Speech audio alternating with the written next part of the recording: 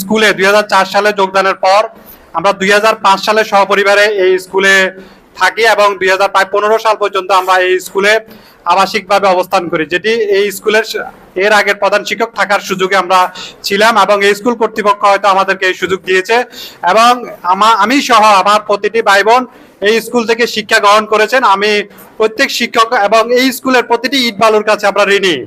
পাশাপাশি এই এলাকা রামনগর সহ দাগনভূঞা প্রতিটি মানুষ আমাদের পাশে ছিলেন, কাছে ছিলেন এবং আমাদেরকে সহানুভূতি দিয়েছেন, ভালোবাসা দিয়েছেন, সবসময় পাশাপাশি ছিলেন। অল্প কিছু মানুষ যারা সংখ্যায় 2% তারা বিরক্ত করেছেন, এটি প্রতিটি সমাজে থাকে। তাদের উপলক্ষে আমাদের কিছুই বলার নাই, কিন্তু যারা আমাদেরকে দিয়ে গেছেন আমরা তাদের কাছে অনেক কিছু পেয়েছি, তাদের কাছে আমরা ঋণী। আমি আমার মরহুম পিতার পক্ষ থেকে এই এলাকাবাসীর কাছে যদি আমার পিতার কোনো ভুল ত্রুটি থাকে আমি ক্ষমা প্রার্থনা করছি এবং পাশাপাশি আমার পরিবার যেহেতু এখানে ছিল